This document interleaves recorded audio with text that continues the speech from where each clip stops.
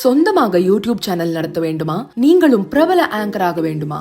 உடனே சேருங்கள் Pandey school of journalism. Contact 7388242242. இந்தியாவில் முந்தைய யுபிஏ ஆட்சியை விட என்டிஏ ஆட்சியில் 120% அதிக நெடுஞ்சாலைகள் போடப்பட்டுள்ளதாக தகவல் அறியும் உரிமை சட்டம் மூலம் தெரியவந்துள்ளது.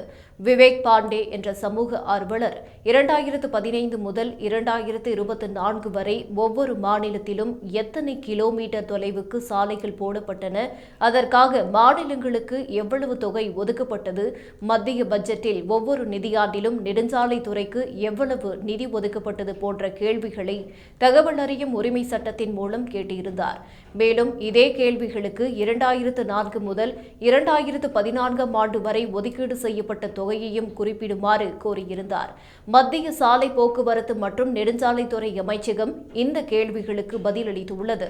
அதன்படி காங்கிரஸ் தலைமையிலான ஐக்கிய முற்போக்கு கூட்டணி ஆட்சியில் இருந்த 2004 ஆண்டு முதல் 2014 வரை 10 ஆண்டுகளில் நாடு முழுவதும் 41,700 கிலோமீட்டர் தொலைவுக்கு தேசிய நெடுஞ்சாலைகள் போடப்பட்டன. அதற்காக 2.47 லட்சம் கோடி ரூபாய் ஒதுக்கீடு செய்யப்பட்டது.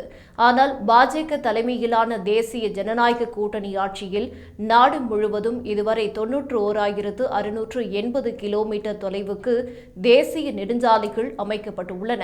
அதற்காக இதுவரை 10.82 லட்சம் கோடி ரூபாய் ஒதுக்கீடு செய்யப்பட்டுள்ளது என்று நெடுஞ்சாலைத்துறை கொடுத்த தரவுகளின் மூலம் தெரியவந்துள்ளது.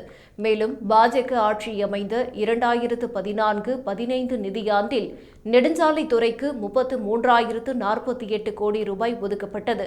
இது 2023-24 நிதியாண்டில் சுமார் 8 மடங்கு அதிகரித்து 2.76 லட்சம் கோடி ரூபாயாக இருந்தது.